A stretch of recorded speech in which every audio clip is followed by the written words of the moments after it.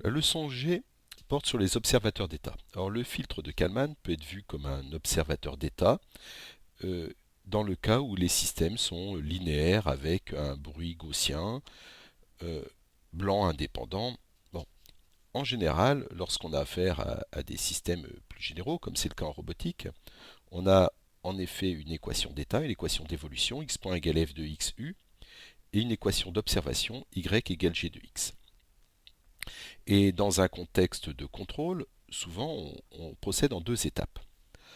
Alors, dans la première étape, on va supposer que on mesure l'état x, en fait ce qui n'est pas vrai, on ne le mesure pas.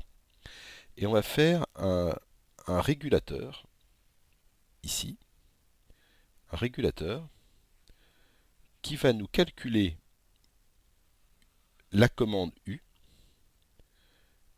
avec une consigne qu'on va appeler W. Et on va former, alors ce régulateur s'appelle un régulateur par retour d'état. Et il est relativement facile à trouver, alors on va donner des exemples tout à l'heure. Et ainsi, le système en boucle fermée, c'est celui-là. Le nouveau système en boucle fermée, c'est celui-là. Il va avoir comme entrée la consigne W, comme sortie Y, et ce nouveau système va se comporter d'une meilleure façon. Le problème qu'on va avoir, c'est qu'en général, X n'est pas mesuré. Donc, comment on va procéder? Alors je reviens en arrière. Ça n'existe pas. On ne peut pas mesurer. On va en fait rentrer Y et U à l'intermédiaire, à l'intérieur de ce qu'on appelle un observateur. Alors, observateur, qui lui va nous donner une estimation X chapeau de X. Voilà. Donc ensuite, on va appeler cet observateur, c'est typiquement un Kalman. Mais attention, le Kalman, c'est que dans un certain cas particulier où on est linéaire gaussien. Ensuite, une fois qu'on a ça, on procède comme tout à l'heure. On va faire un régulateur par retour d'état, le même que tout à l'heure. On va euh, l'injecter dans U, ici. Donc il va à nouveau se diviser en deux à ce niveau-là, pour aller là aussi. Ici, on va avoir notre consigne W. Celui-là, ce sera le régulateur toujours par retour d'état. Et le fait de combiner l'observateur et le régulateur s'appelle un régulateur par retour de sortie. Donc je vais entourer le régulateur par retour de sortie. Le régulateur par retour de sortie, euh, il est là. Alors je l'entoure. Il contient ça. Voilà. Donc le régulateur par retour de sortie, il a deux entrées. Premièrement, la consigne qui en fait indique ce qu'on veut pour, pour le système. Il va avoir une autre entrée qui va correspondre aux mesures capteur Y et il va avoir comme sortie la loi de commande à appliquer sur notre système. Et de cette façon, on va former un, euh, un nouveau système que j'entoure ici, qui va s'appeler le système bouclé. Alors, il faut faire attention à ça. Ça, c'est le système bouclé, donc en boucle fermée, souvent on dit bouclé. Euh, le système qui est en bleu, euh, celui-là, ça va s'appeler le régulateur par retour de sortie. Retour de sortie. Le régulateur qui est en vert s'appelle le régulateur par retour d'état. Maintenant,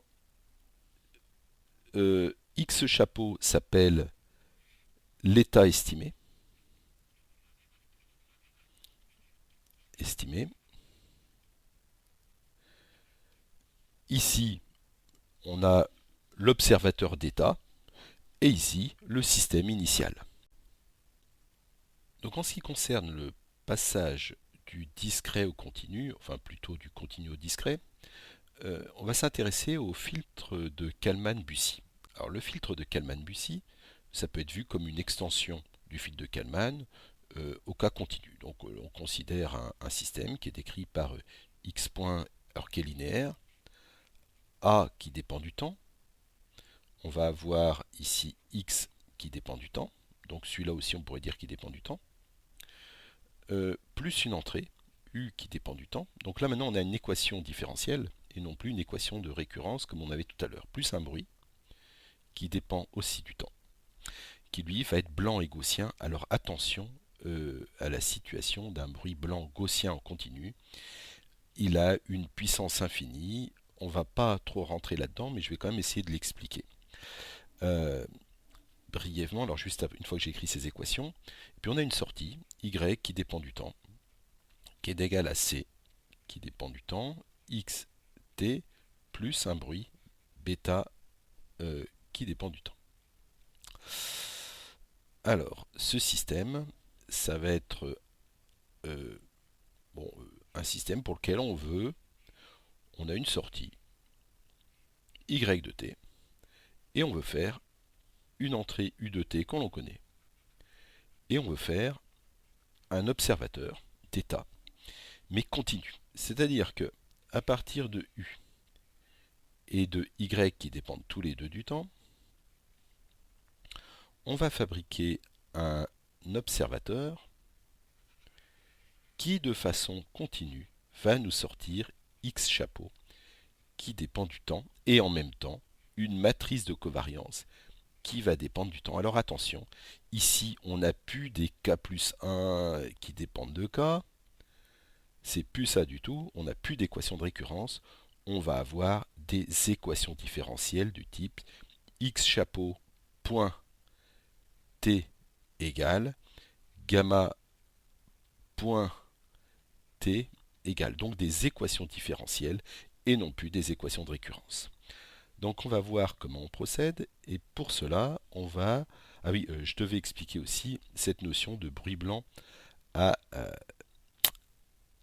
de puissance infinie, des outils qui ne sont pas forcément faciles à comprendre, qu'on a vu quand même dans l'exercice de la marche aveugle.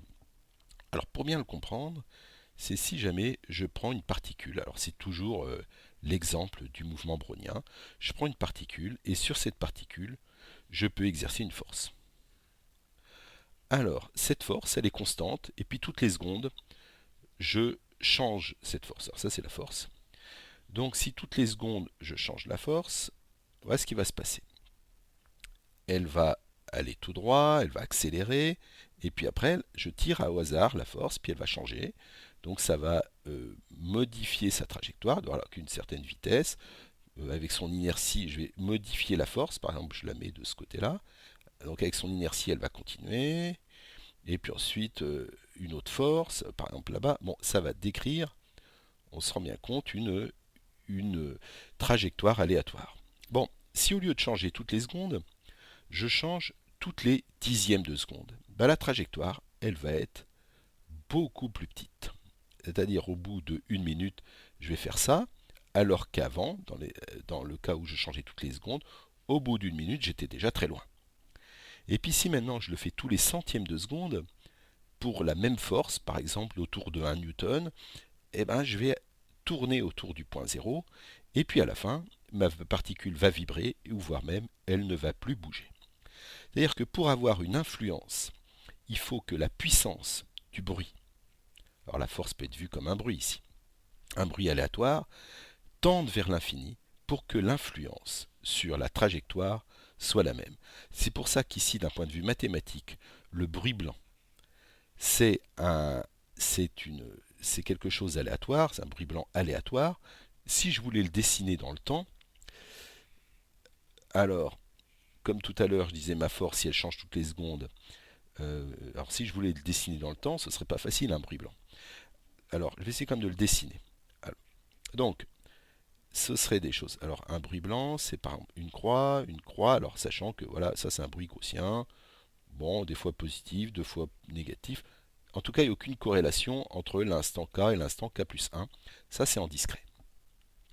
Maintenant, si j'essaye de le dessiner en, euh, en continu, ben, il va falloir, c'est plus possible de le représenter de cette façon-là. Il faudrait le représenter par des sortes de pics de Dirac. Alors, pas facile, hein. Des pics de Dirac. Alors attention, qui vont à l'infini normalement. Un coup positif, un coup négatif, un coup positif, un coup négatif.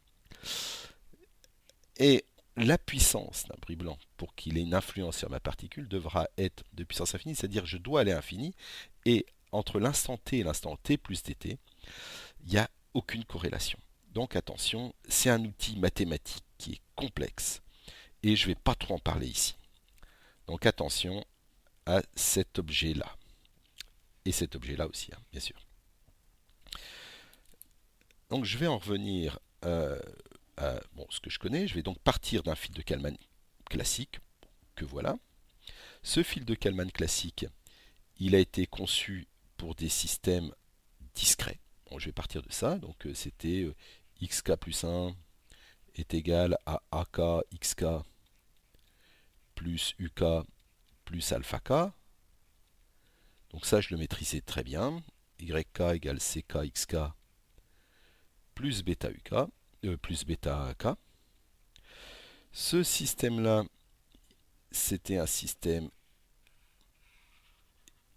discret. Je le rentrais, j'avais mon filtre de Kalman qui était là. Je lui rentrais YK, UK. Je le rentrais aussi dans mon fil de Kalman qui était capable de me sortir deux quantités. X chapeau de K plus 1 sachant K et l'incertitude qui allait avec K plus 1 sachant K. Donc je vais partir de ça. Alors pour pouvoir partir de ça, il va falloir que bon, pour le filtre, pour avoir le fil de Kalman-Bussy, je vais donc partir d'un système continu qu'on avait là. Alors la première étape, ça va être de le discrétiser. Alors,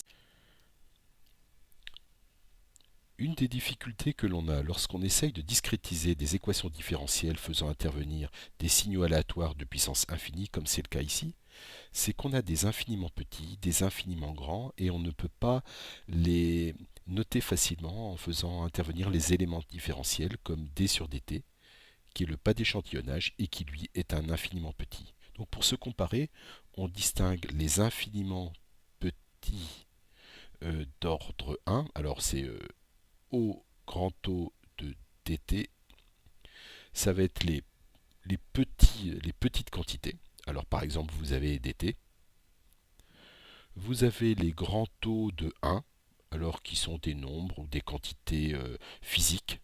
Ici, par exemple, on va avoir l'état du système, xt. Vous allez avoir aussi ut,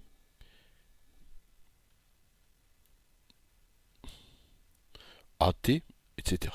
Bon, c'est des quantités souvent physiques, faisant intervenir des masses, bon, qui sont ni infiniment grands ni infiniment petits. Et puis, on a les infiniment grands de l'ordre d'ordre 1 ou d'ordre 2. Bon, ici, lorsque dt est infiniment petit, on a 1 sur dt est infiniment grand. Donc, ici, on va avoir les signaux aléatoires, alpha t, bêta t. Alors, alpha t, on l'a vu, que s'il n'était pas de puissance infinie, ben, il n'arriverait pas à influencer, à perturber le système. De même ici, si bêta t n'était pas de puissance infinie, alors en un espace de temps infiniment court, on arriverait à récupérer exactement les informations qui nous permettraient d'estimer exactement x de t. Donc en fait, pour pouvoir passer à discrétisation, nécessairement ces deux quantités sont de puissance infinie.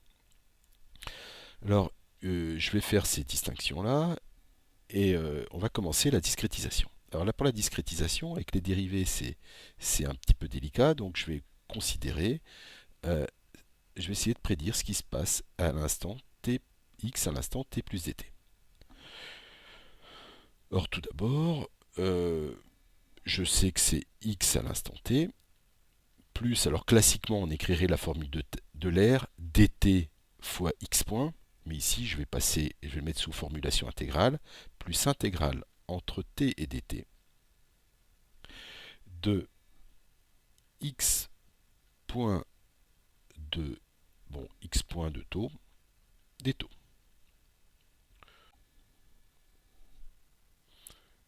Ce qui est égal à xt plus l'intégrale entre t et t plus dt. Alors attention, ici bien sûr j'ai t plus dt. De a taux, alors là je remplace x taux par ce que j'ai là. Donc je vais obtenir a taux x taux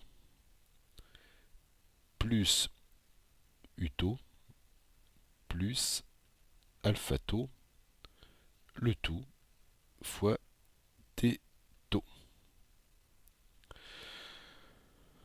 Je vais sortir cette partie-là de l'intégrale. Bon, c'est une quantité déterministe. C'est donc égal ici à xt plus, alors en le sortant, je vais faire apparaître le dt. Donc je vais avoir ici dt multiplié par at xt plus ut. Je ferme la parenthèse. Et puis je vais avoir ici plus l'intégrale entre t et t plus dt de mon bruit blanc de puissance infinie de x taux d taux. Et donc ça a été clairement étudié dans l'exercice sur le bruit brownien. C'est l'intégrale d'un bruit blanc. On connaît exactement ses propriétés.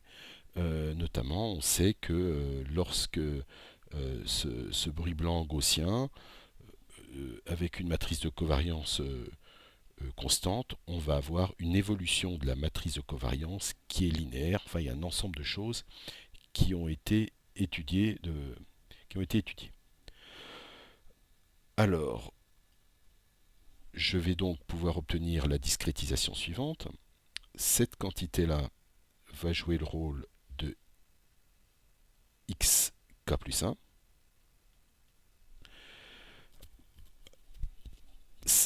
Cette quantité, bon alors, et puis on comprend bien que celle-là va jouer le rôle de x de k. Donc j'en déduis. Donc,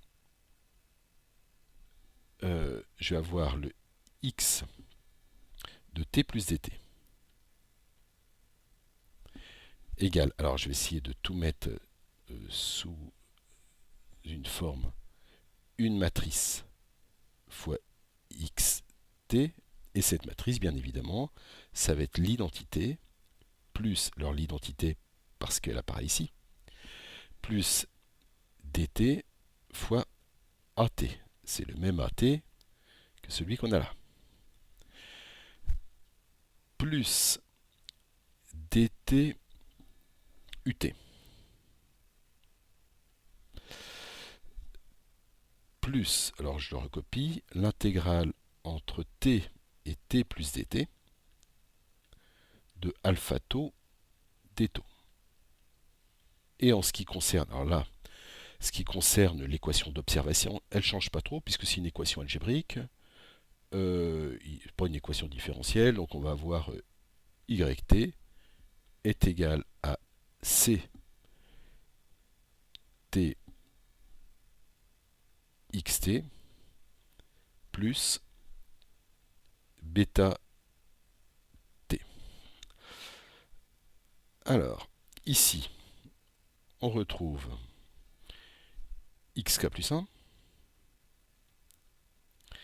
Ici, j'ai ma matrice AK. Ici, j'ai xk. Ici, j'ai uk, et je remarque au passage que uk est un infiniment petit, du fait du dt. Mais pour conserver les notations, je suis obligé, du fil de Kalman, je suis obligé de noter un infiniment petit sans le dt, et ce qui amène souvent des confusions.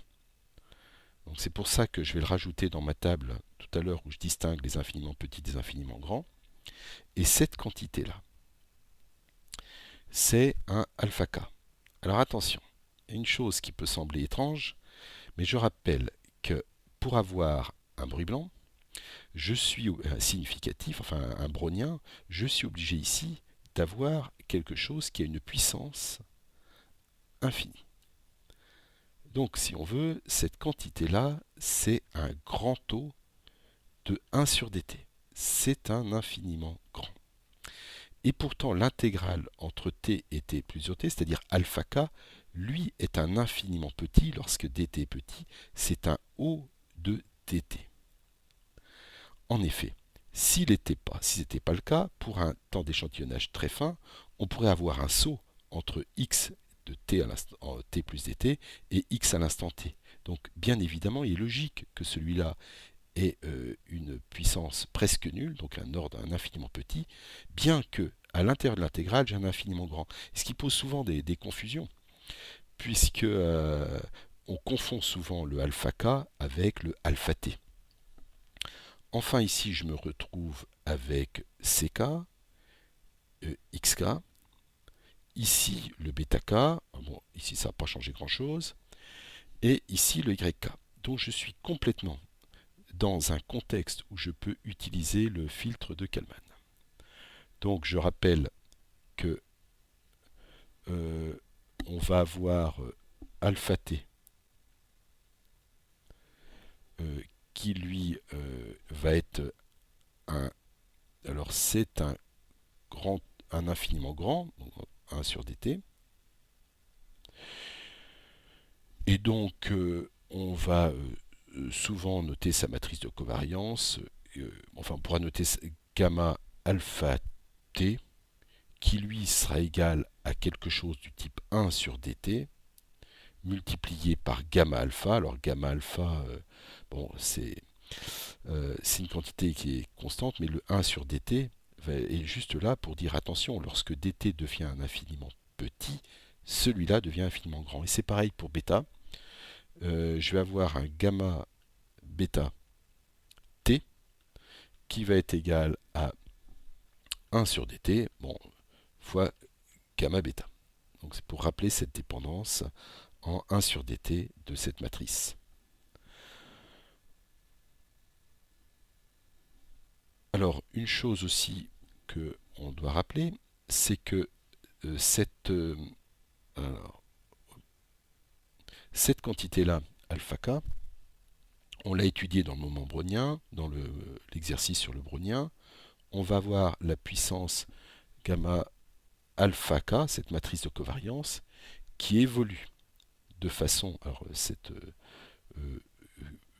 qui évolue de façon linéaire par rapport à dt fois gamma alpha. C'est-à-dire lorsque dt est un infiniment est égal à 0, alors cette intégrale vaut bien évidemment 0 parce que j'intègre entre t et j'ai aucune modification entre xt plus dt et xt. En tout cas, cette évolution, elle est linéaire en d sur dt, c'est-à-dire l'incertitude de cette intégrale augmente de façon en racine carrée de dt, mais la matrice de covariance qui est un peu le carré de l'incertitude évolue en dt.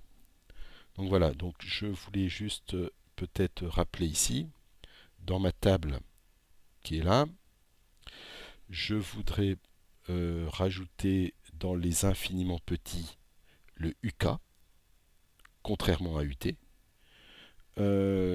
Ici, bon, je peux rajouter le xt, bien sûr, le xk, qui lui aussi est toujours une quantité physique. Dans les infiniment grands, il faudrait que je rajoute la matrice de covariance gamma alpha t. ici gamma bêta t, et ici, dans les quantités qui ont bon, qui sont finies, je vais devoir ajouter le gamma alpha et le gamma bêta.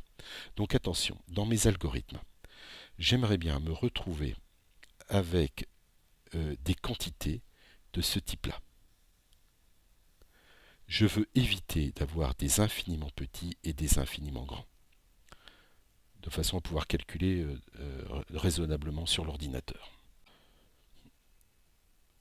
Je reprends donc le filtre de Kalman classique et je vais l'appliquer dans mon contexte avec la matrice AK qui est donnée ici.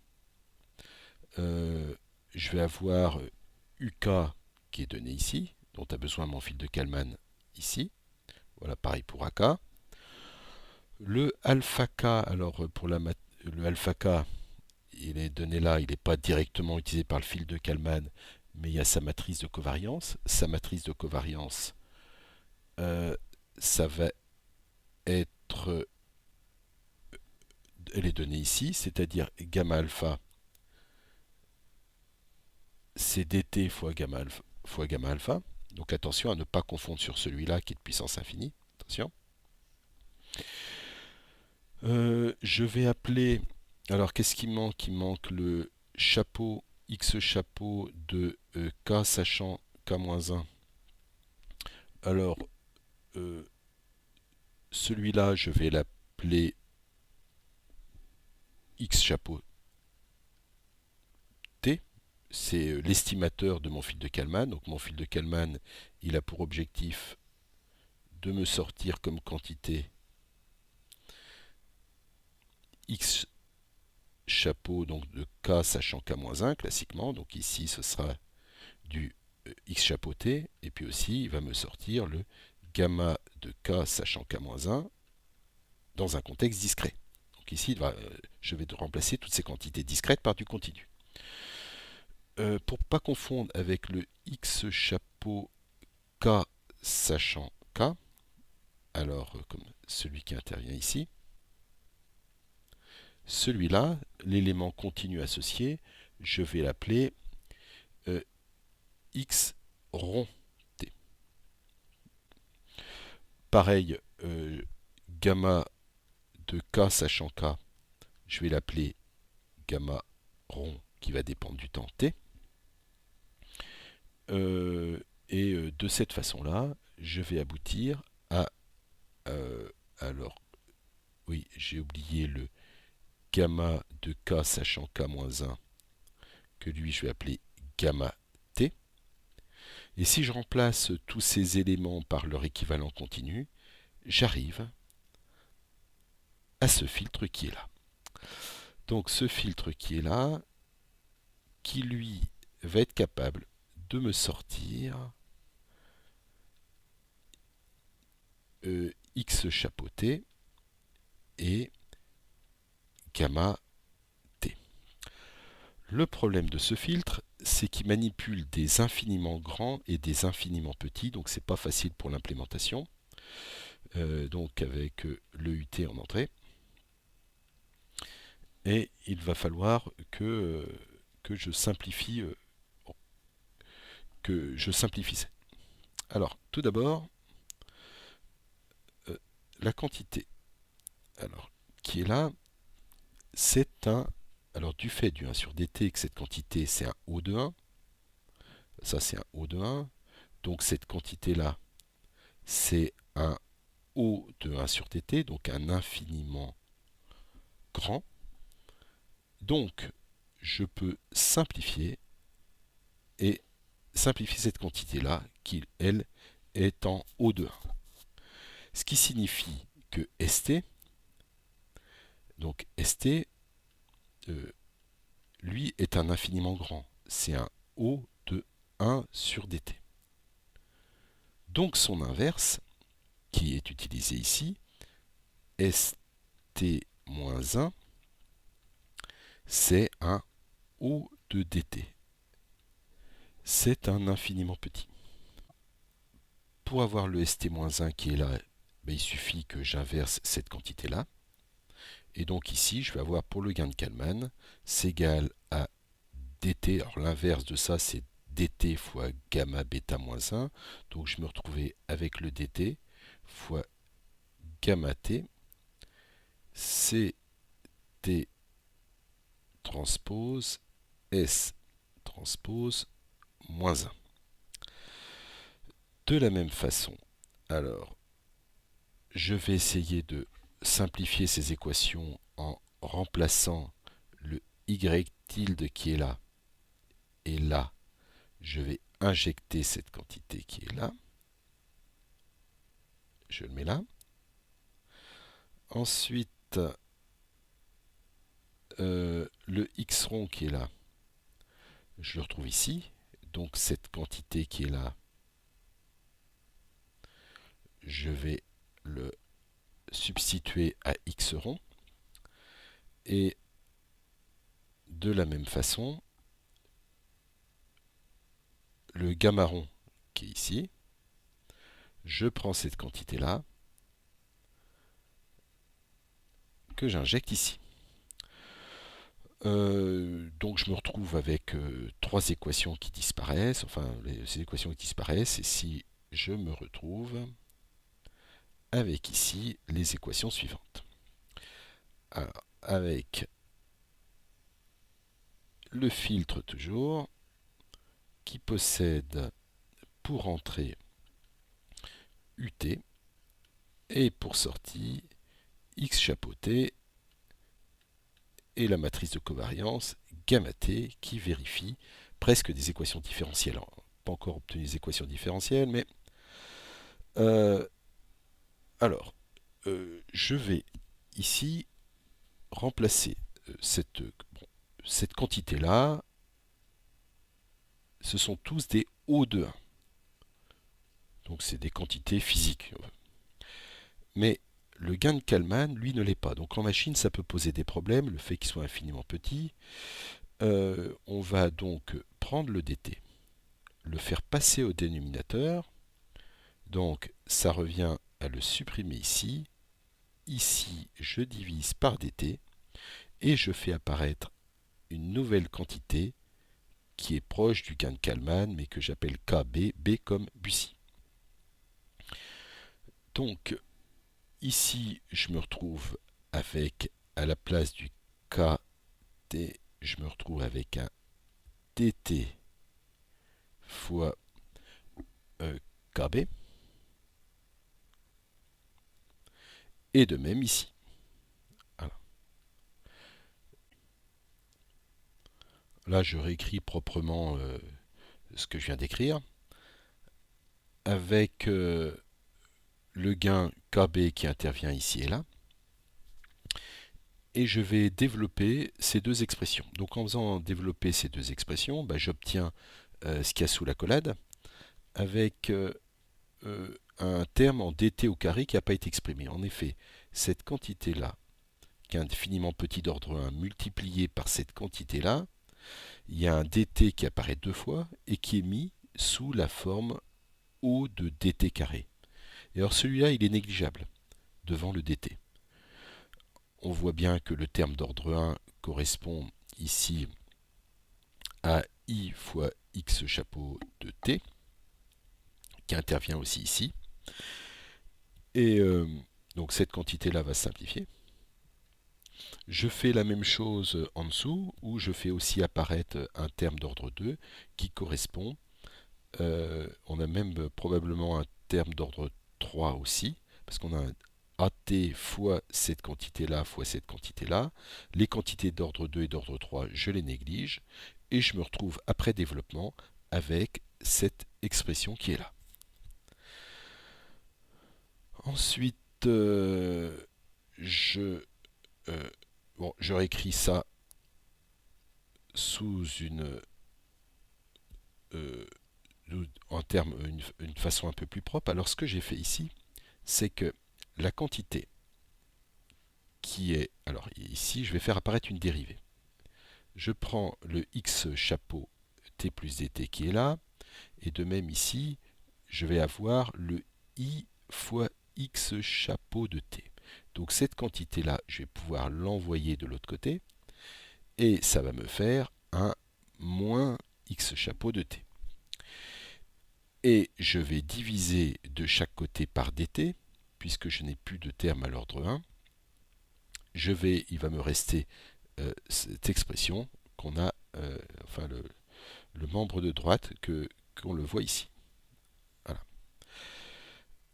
Je vais faire pareil ici, en prenant le gamma de t, je le fais passer de l'autre côté, je divise tout le monde par dt, ce qui va faire se simplifier le dt qui est là, et je me retrouve avec cette quantité-là qui est égale à cette quantité-là, et le gamma alpha, le dt du gamma alpha qui est aussi disparu. Alors, une fois que j'ai ça, j'ai ce terme-là. Bon, alors ce terme-là qui vaut ct gamma t. Alors, je vais essayer de le simplifier un peu. Je sais tout d'abord que c'est égal à... Alors, je le transpose. Donc, c'est égal à gamma t. Je transpose deux fois. Donc, en transposant, ça me le fait permuter. Mais comme cette matrice est symétrique, je n'écris pas le transpose. Multiplié par ct transpose. Alors, pourquoi je le fais comme ça? Parce que en faisant ça, t et t, je fais apparaître la quantité que j'ai là. Je passe, alors là, bon, l'idée c'est d'éviter l'inversion. Cette quantité-là, je la fais passer de l'autre côté. Et donc, j'obtiens ici que cette quantité-là, c'est KB multiplié par gamma bêta. Bon, une fois que j'ai ça, alors bien sûr, transpose. Ce qui est égal à gamma bêta multiplié par KB transpose. Donc cette façon-là, cette quantité qui est là, je vais pouvoir, donc qui est là, je vais pouvoir la remplacer par cette quantité qui est là, ce qui va me donner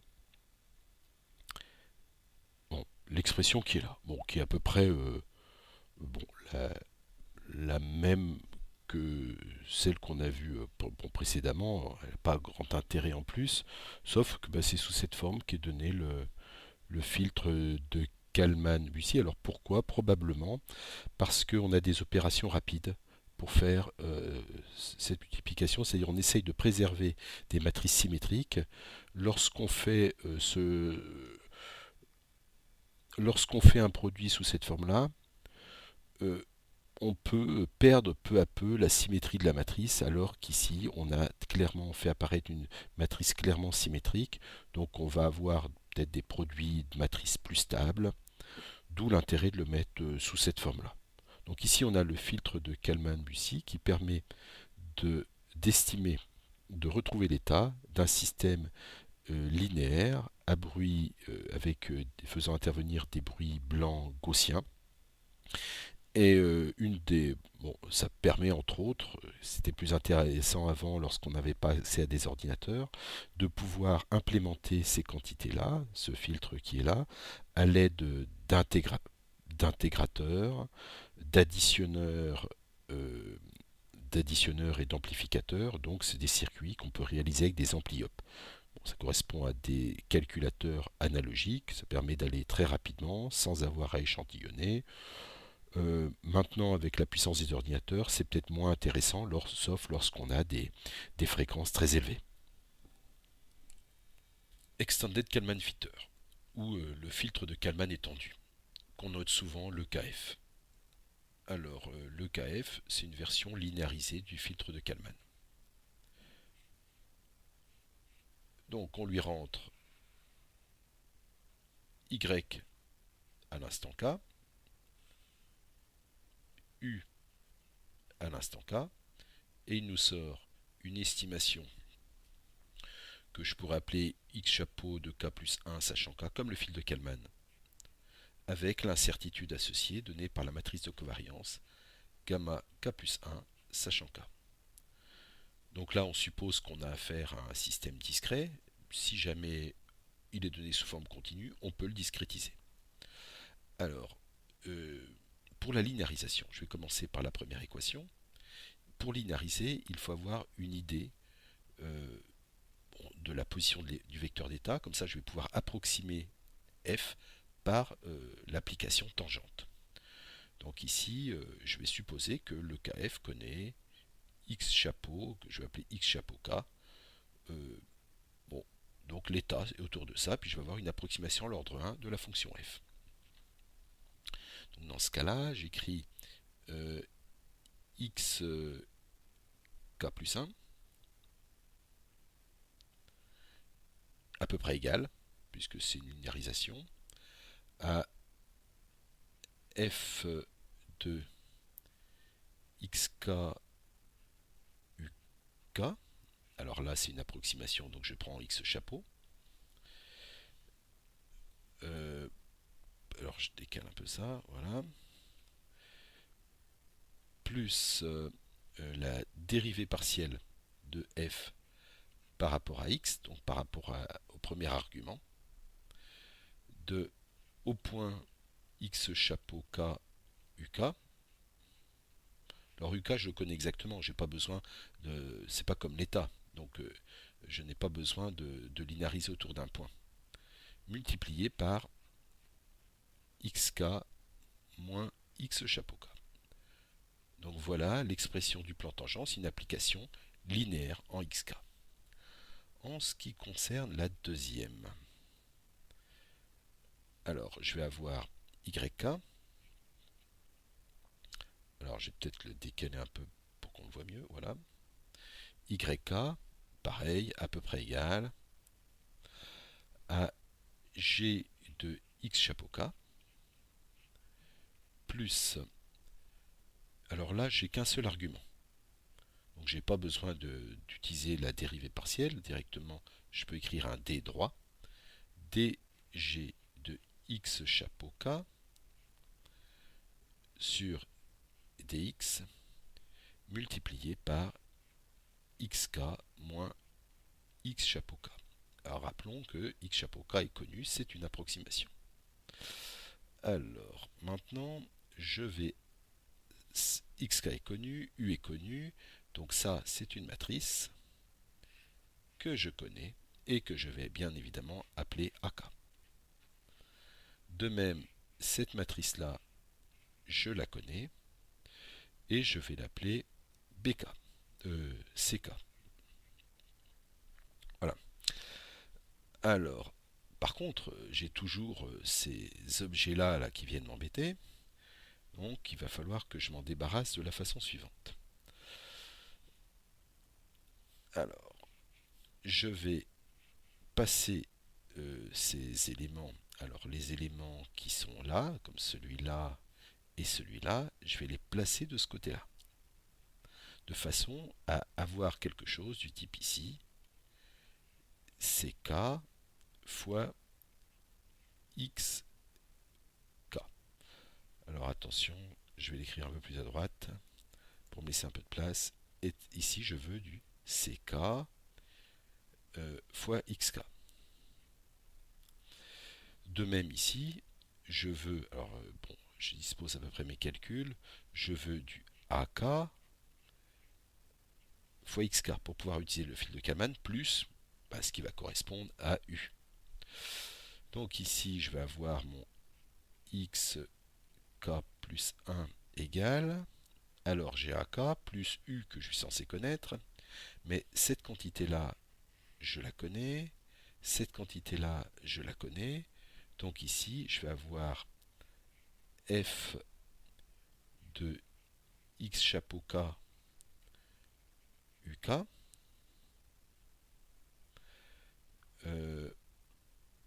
moins ak x chapeau k Et puis ici, je vais avoir YK lorsque j'ai passé de l'autre côté, c'est-à-dire moins G de X chapeau K plus CK fois X chapeau K. Alors en effet, ça me permet de faire apparaître ici une quantité que je connais, qui joue le rôle de U. Je vais l'appeler par exemple VK, qui va jouer le rôle de U. Et de même, ici, je fais apparaître une quantité que je connais, qui va jouer le rôle de mesure, que je vais appeler ZK. Et à partir de ce moment-là, je vais pouvoir utiliser le filtre de Kalman, puisque j'ai des équations linéaires qui correspondaient à ce que j'avais lorsque j'avais conçu le filtre de Kalman. Alors attention, ici on a des erreurs de linéarisation. Ici on a linéarisé, donc ici j'ai mis que c'était à peu près, mais le à peu près, lorsqu'on est dans un contexte de filtre de Kalman, on dit que c'est exactement égal plus un bruit. Alors ici je vais mettre plus alpha k, et puis ici je vais mettre plus bêta k, pour considérer que tout ça c'est du à peu près ou égal. Alors ici j'ai un vrai égal maintenant.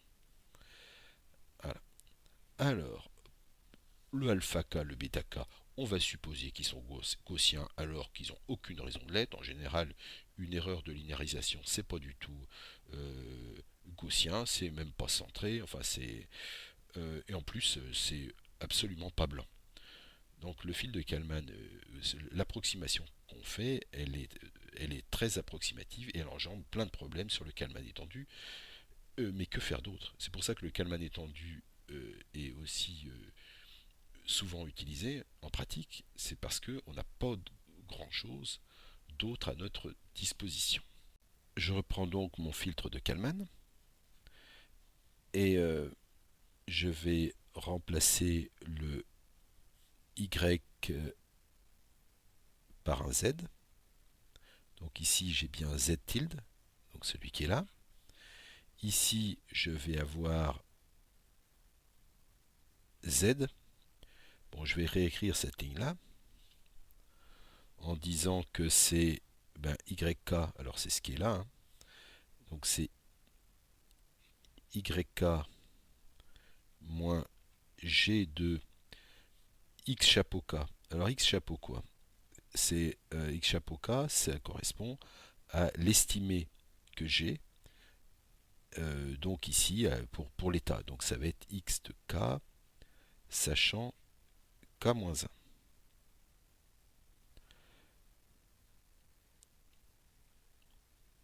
Voilà. Ensuite, je vais avoir plus CK X chapeau, toujours l'estimé c'est K sachant K-1. Et il va me rester ici ce moins celui qui est là, moins CK de X chapeau de K sachant K-1. Puis les deux, on voit bien qu'ils vont se simplifier. Donc ça se simplifie avec celui-là. Alors maintenant l'autre c'était le U. Le U qui est là, alors va être remplacé par le V du coup. Le V c'est celui qui est là. Donc ici je vais écrire que c'est égal à AK X chapeau de K sachant K plus VK, ça fait F de... Alors X chapeau K c'est l'estimé que j'ai, donc ici ça va être X de K sachant K, parce qu'en effet il a été calculé à partir de Z tilde. Alors le Z tilde il va se retrouver là aussi bien sûr. Il a été calculé là, donc il est disponible.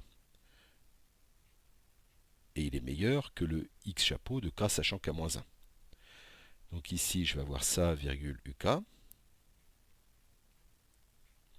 Et puis il me reste le moins AK X chapeau de K sachant K.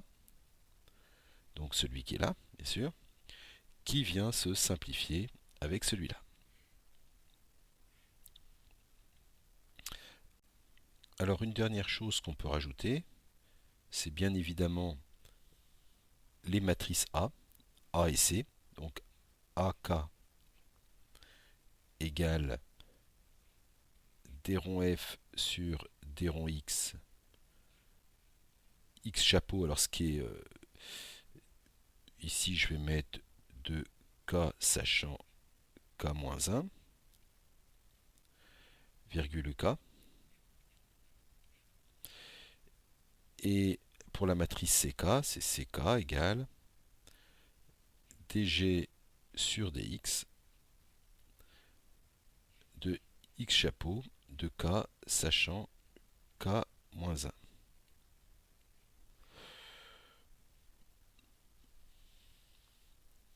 Donc cet ensemble-là que je vais entourer forme le filtre de Kalman étendu. Donc attention, bon, ça j'en ai pas vraiment besoin, puisque ça a été rayé. Alors ça n'existe plus. Ça n'existe plus. Enfin, cette ligne-là, elle n'existe plus puisqu'elle a été remplacée par la suivante. Ça n'existe plus. L'entrée du filtre donc de l'EKF, du filtre de Kalman étendu, ça va être bien sûr les mesures YK, UK, ainsi que, on pourrait dire les fonctions F, la fonction G, gamma, alpha, etc. Et enfin, les sorties, ça va être X chapeau de K plus 1 sachant K, et la matrice de covariance associée, gamma de K plus 1 sachant K. Donc ce filtre de Kalman étendu, rappelons-le, linéarise autour d'une estimation du vecteur d'état. Un de ses principaux problèmes, c'est au niveau de l'initialisation. Lorsqu'on ne sait pas à l'initialisation où se trouve l'état, souvent l'estimé va se trouver loin, on va linéariser à un endroit qui n'est pas le bon, et le filtre de Kalman étendu donne souvent n'importe quoi si l'initialisation n'a pas bien été faite. Dans les observateurs qui tournent autour du filtre de Kalman, on a vu celui de Kalman-Bussy, on a vu le filtre de Kalman étendu. Il y en a un autre qui est aussi intéressant, qui permet de peut-être comprendre d'une autre façon euh, comment fonctionne le principe de prédiction-correction. C'est l'observateur de Leuenberger. Alors, il est complètement déterministe dans le sens où il n'y a pas de probabilité, de matrice de covariance. Donc on peut le trouver plus simple euh, si on n'a pas les outils probabilistes. Alors, on fonctionne complètement dans le cas continu. On a x point égale ax plus bu. C'est un système comme ça. Alors on va l'appeler plus u. Et on va avoir ici y égale cx. Donc ça c'est un système. On ne parle pas de bruit. C'est à peu près, mais bon, peu importe. U et pour sortie y. Alors maintenant, en ce qui concerne l'observateur de Leuenberger, donc je vais le mettre ici, il va avoir pour entrée U et Y, il va essayer de nous retrouver un certain état X chapeau. Donc l'idée c'est déjà de recopier ce système. Donc ici je prends U et je vais le refabriquer. Alors pour le refabriquer, je vais mettre par exemple câbler cette première ligne, je vais mettre donc un intégrateur, comme ça, avec comme sortie X chapeau. Je vais le faire revenir ici par une matrice A. Donc je suis en train de créer un simulateur, simuler ce système. Ici, je vais mettre un additionneur. Je vais mettre A ici. Et je vais mettre U là. Et si je mets la matrice C ici, je me retrouve avec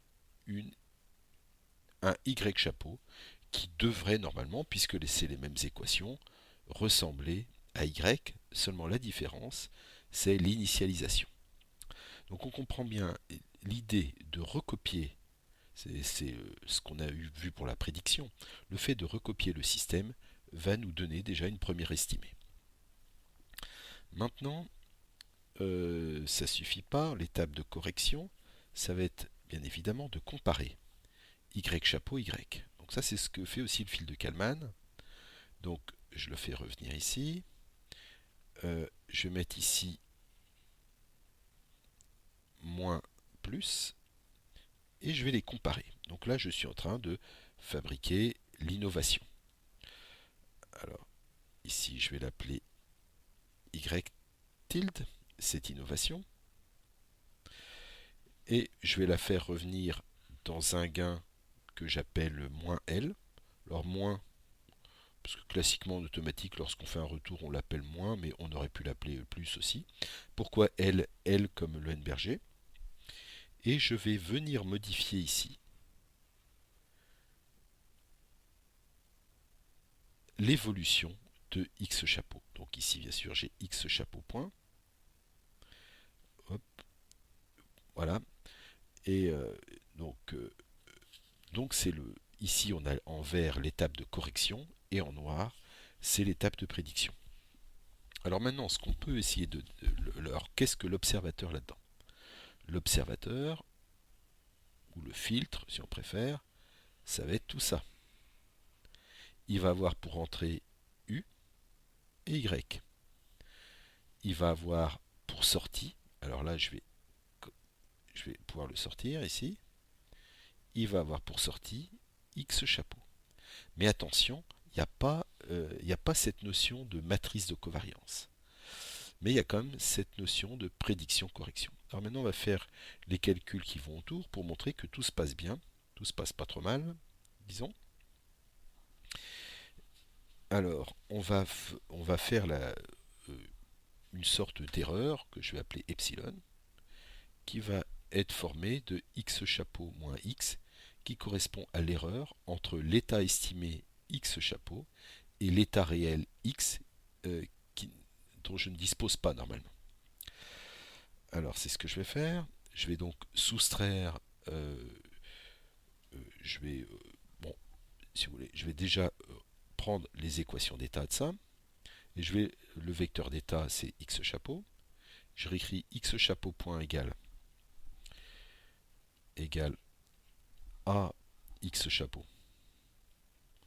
Bon, de ce fait là. Ensuite, je vais avoir plus BU, plus U.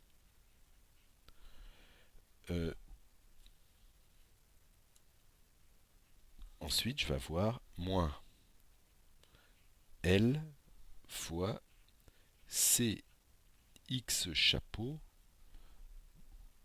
moins CX. Alors, j'avais aussi, rappelons-le, l'équation x point est égal à x plus u. Donc, puisque j'ai appelé epsilon et x chapeau moins x, je vais soustraire ces deux équations. Et de ça, j'en déduis que epsilon point égale. Alors, si je soustrais les deux équations, les u vont se simplifier. Ici, je vais avoir a fois epsilon, parce que je vais faire apparaître le x chapeau moins x. Et il va me rester moins LC epsilon. Ou si on préfère, epsilon point est égal à A moins LC epsilon. Donc maintenant, il va falloir choisir cette matrice L intelligemment. Alors, L, ça correspond à ce qu'on avait avant, cet inconnu, ça correspond au gain de Kalman, à ce qu'on avait appelé K. Alors, comment le choisir intelligemment? Avant, il avait été choisi par des critères probabilistes. Ici, on va les choisir par des critères de décroissance exponentielle. C'est-à-dire, on voudrait que l'erreur converge vers 0 de façon exponentielle. Alors on pourrait le faire converger très vite en choisissant le L qu'il faut, mais en fait si on le fait converger très vite, on peut avoir une décroissance très rapide, mais avec ce qu'on appelle un overshoot, c'est-à-dire une erreur momentanée de x chapeau moins x qui se trouvait très grande et qui peut perturber un potentiel régulateur. Donc il faut avoir, il faut le converger de façon relativement raisonnable, et de façon raisonnable, ça correspond aux constantes de temps du système. Si par exemple on a une voiture et on veut qu'elle réagisse avec de l'ordre de la seconde, et ben on va choisir des constantes de temps autour de la seconde. Donc comment choisir L? Et ben on va choisir son polynôme caractéristique. Donc pour ça, on va dire, euh, donc pour trouver L, alors trouver L, alors comment faire? Ben on va demander à ce que le polynôme caractéristique, donc le polynôme caractéristique c'est déterminant de SI moins A plus LC soit égal à un polynôme désiré pour l'observation de S. Alors S c'est la variable de la place. Alors si jamais j'écris ça correspond à un déterminant, donc si jamais je l'écris formellement, je vais faire apparaître les coefficients de la matrice. Alors la matrice L, elle va avoir euh, autant de colonnes que la dimension de vecteur d'état et autant de lignes euh, que j'ai de sortie. Donc, oui, excusez-moi, autant de colonnes que j'ai de sortie et euh, oui, autant de colonnes que y, que la dimension de y, et autant de lignes que la dimension de x. Donc en fait, j'effectue la résolution de cette équation. Alors que choisir pour le polynôme désiré? Si je veux, par exemple, que des constantes de temps égales à moins 1, par exemple, pour avoir du exponentiel moins t, je veux des valeurs propres ou des racines pour mon polynôme caractéristique qui soient égales à moins 1. Donc dans ce cas-là, je vais mettre, par exemple, s moins plus 1 puissance n. Donc si je développe ce déterminant, je vais pouvoir identifier les coefficients de L de façon à respecter ce polynôme caractéristique. Donc cet observateur de Lemberger, il est, je dirais, relativement facile à comprendre. Il, a, il fonctionne en continu, mais il fonctionne de la même façon en discret. Il reste sur le principe de la prédiction et de la correction. En revanche, il ne permet pas euh, de- d'avoir des informations sur l'erreur, ce que fait le fil de Kalman. Dans cette leçon sur les observateurs, on a vu trois observateurs qui tournaient autour du fil de Kalman et qui sont classiquement utilisés. Le fil de Kalman-Bussy, donc qui fonctionne en continu, de la même façon que le Nberger fonctionne aussi en continu, c'est-à-dire que ça permet de, de réaliser des circuits analogiques. Alors par moment, ça peut être important lorsqu'on travaille avec des grandes fréquences. De plus en plus, on travaille avec des ordinateurs. Euh, ça a peut-être moins d'intérêt qu'à une certaine époque, mais pour les hyperfréquences, ça peut être important d'aller très vite et de devoir le réaliser de façon analogique. Ensuite, le KF, alors lui on l'a présenté plutôt en discret. Alors, les, on avait le Kalman Bussy qui utilisait des informations probabilistes. Le KF aussi, on pouvait dire que la linéarisation elle n'était pas très bien traitée, mais on reste quand même sur une approche probabiliste. Le Nberger, il n'y a plus du tout de probabilité. On est dans un concept, dans un monde déterministe. Il n'y a plus de probabilité. Alors, le Leuenberger, alors il y a le problème des matrices de covariance qui est toujours difficile à régler. Lorsqu'on a une approche probabiliste, surtout lorsqu'on a des discrétisations temporelles qui sont faites, lorsqu'on a des erreurs de linéarisation, les matrices de covariance sont parfois difficiles à, à choisir. Donc il n'y a pas de méthode, il faut une bonne intuition, il faut une connaissance du système, il faut des simulations. Bon, là il y a le problème des matrices de covariance. Par moment, on va préférer l'observateur de Leuenberger parce qu'on arrive à mieux maîtriser les constantes de temps. On sait que si on est linéaire, x chapeau va converger vers x, et parfois c'est tout ce qui nous importe. Et régler des matrices de covariance, c'est parfois moins intuitif que euh, se rendre compte euh, que de vouloir donner une idée à quelle vitesse on voudrait que l'estimé converge vers x.